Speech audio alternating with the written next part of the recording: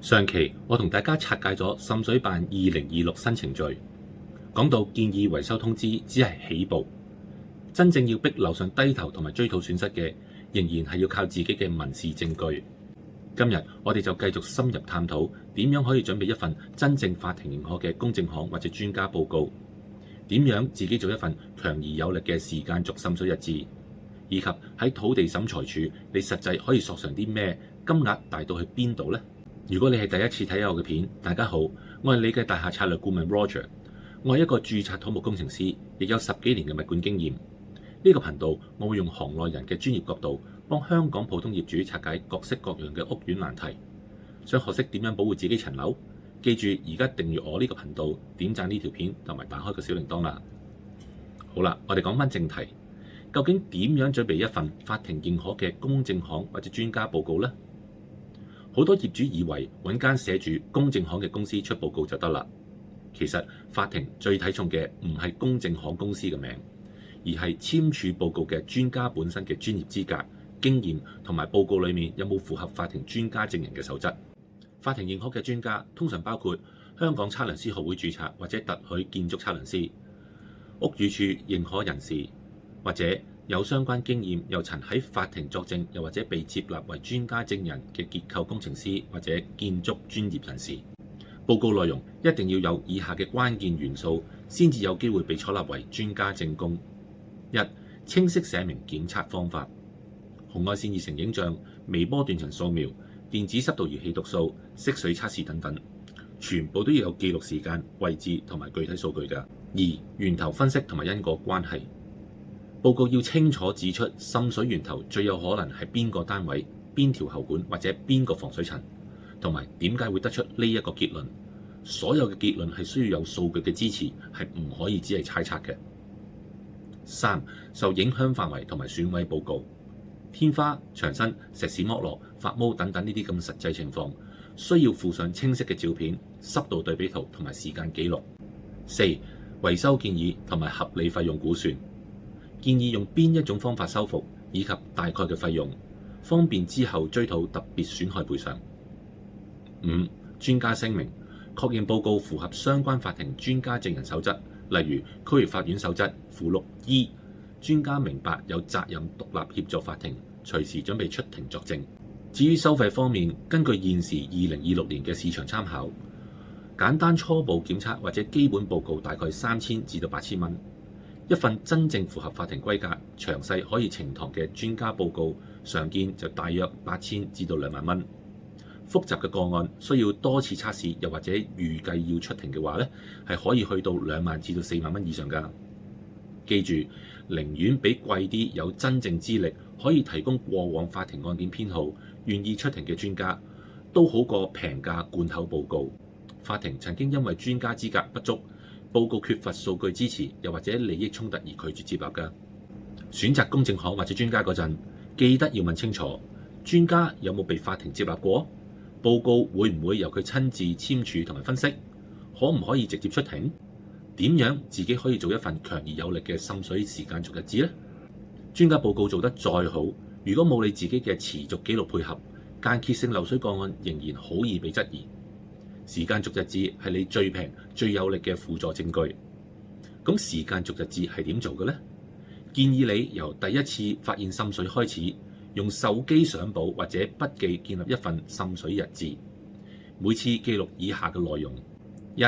日期同埋準確時間；二、天氣情況，例如晴天、落雨、落雨後幾耐；三、滲水位置同埋嚴重程度，例如主人房天花間中有水珠、濕度計讀數等等；四、當時懷疑樓上有冇活動，例如沖涼聲、開冷氣、洗衣機運作等等。五、有冇影相同埋錄影記錄，最好有時間，要定時同埋喺同一個角度拍攝。六、有冇通知管理處或者樓上，對方點樣回應？呢啲記錄裡面最有殺傷力嘅就係對比記錄啦。例如樓上開冷氣半個鐘後，天花開始變濕，熄冷氣後逐漸變乾，又或者每次樓上沖涼後15至30分鐘就開始滴水啦。呢啲時間軸對比喺民事法庭用可能性較大標準之下，非常具有說服力。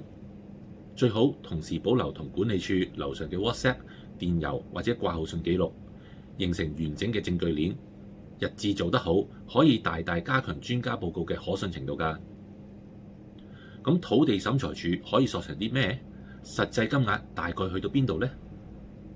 如果你基於樓上違反大廈公契維修責任入稟土地審裁處，法庭可以頒布強制維修令，同時判損害賠償。主要係分兩大類㗎。第一就係特別損害賠償啦。呢類嘅損害賠償必須要係可以量化嘅實際損失，當中包括天花、牆身維修嘅修復費用啦、公證行或者專家報告嘅費用。勝訴先至可以追討㗎。如果嚴重到要搬出去住，臨時住宿費、搬運費都可以包含喺入面嘅。如果係因為滲水導致到單位租唔出嘅租金損失，亦都可以包括在內。而損毀傢俬同埋電器等等，雖然係可以包含喺賠償入面，但係通常都要計算折舊率嘅。呢一類嘅損害賠償一定要有單據、報價單，又或者專家估算支持先至可以追討㗎。而一般損害賠償、不便同埋不適賠償呢部分係補償你長期忍受滴水聲、發毛異味、擔心石屎剝落、精神受壓等生活不便同埋不適。根據香港過往嘅真實案例，滲水持續1年半至到2年，影響1至2間房咧，最常見就係判45000至到8萬蚊。更嚴重或者更長時間，例如5至9年啦，影響多個房間，有安全風險或者對方極度唔合作，可以去到15萬左右㗎。法庭會考慮滲水持續嘅時間、嚴重程度、對日常生活嘅實際影響、對方有冇積極處理等因素。而純粹精神損失，如果冇醫生證明，係較難單獨索償嘅。但係不便同埋不適係法庭慣常承認嘅項目嚟㗎。記住，小額錢債審裁處最高只可以判75000蚊，而且冇權發出強制令迫使對方維修嘅。如果想真正解決源頭兼攞返個強制令，一定要透過土地審裁處或者金額較高嘅區域法院啦。點樣可以將報告加日誌加索償結合嚟使用呢？最理想嘅做法係：一、自己先做一段時間日誌同埋影相，最好連續2至4個星期；二、再請合資格嘅專家出詳細報告，最好將你嘅日誌提供俾專家參考；三、將建議維修通知如果有專家報告、日誌、照片、損失清單一齊夾埋去律師信；四、如果對方依然唔理，就入稟土地審裁處，同時申請強制令同埋損害賠償。呢個組合先至係完整嘅有力民事武器。專家報告係負責科學證明源頭，而日誌係負責證明持續同埋因果關係，兩者缺一不可。政府滲水辦可以幫你加快初步壓力，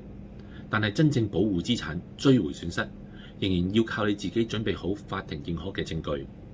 一份合資格嘅專家簽名、數據充足嘅報告，加一份詳細嘅時間軸日誌，就係你最強嘅底氣啦。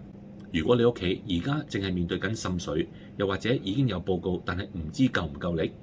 歡迎你喺下面留言，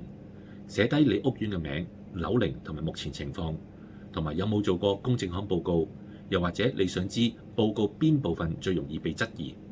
我會盡量用我嘅經驗幫大家去分析。如果反應好，下期我會再深入講下點樣寫律師信同埋入稟土地審裁處嘅實際步驟。唔想再俾人當水魚，記住訂閱我呢個頻道，點讚分享呢一條片，同埋打開個小鈴鐺啦。最後就係我戴翻頭盔嘅慣例動作啦。今日分享嘅內容係基於公開法庭案例、專業常規、市場收費參考同我過往嘅經驗。呢一啲係屬於一般教育同埋資訊參考，每宗個案情況、公契條款、專家報告質素同埋最終賠償金額都可能各有不同。如果你淨係面對緊具體法律或者工程糾紛，請務必諮詢合資格嘅律師、建築測量師或者認可人士嘅獨立專業意見啦。我係你嘅大廈策略顧問 Roger，我哋下期見，拜拜。